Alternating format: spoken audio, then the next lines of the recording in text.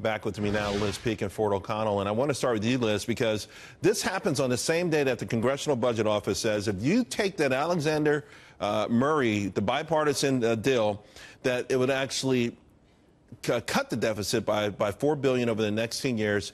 By time, people will continue to have health care insurance. And essentially, it's putting, in my mind, the Republicans in an awkward position because otherwise they say we would add $200 billion to the deficit. So you've got, you've got a situation where they're saying it's smarter or more economic to go with the 2-year break. Yeah, but which has already been put aside, and Paul Ryan, we emphasized today that, in fact, the House was not going to be looking at any kind of health care bill between now and the end of the year.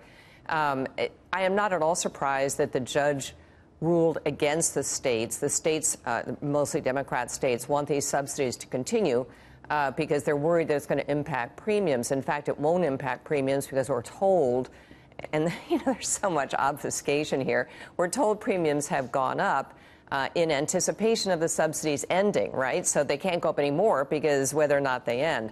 But the truth is, and going back to the beginning of this argument, Congress never approved these payments. So this was just sort of something the Obama administration did unilaterally without Congress, sure, which is meant to approve all expenditures, to make Obamacare work. It isn't working anyway, so I'm not at all surprised at the ruling. Ford, I think we all appreciate President Trump pushing some of this stuff back to Congress where it should have come from the first place, whether it's this, whether it's DACA.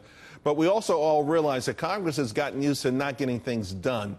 And health care insurance and health care is a major issue in this country. It's not something we want to leave in limbo. So essentially we're saying we're going to starve parts of Obamacare as we try to, break down some, barriers like interstate barriers.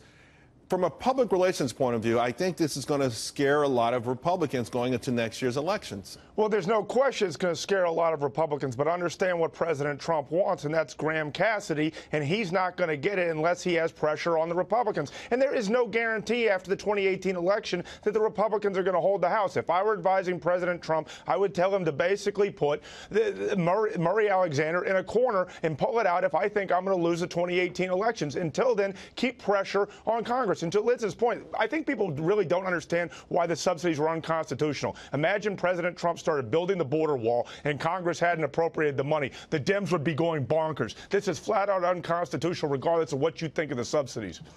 And by the way, the CBO scoring on this thing, which presumably is going to be paid a lot of attention to because it looks kind of positive for this bill, they have been so incredibly wrong and off on their estimates, having to do everything with Obamacare. So really, I've read the reasoning on why they think this will actually save the federal government money.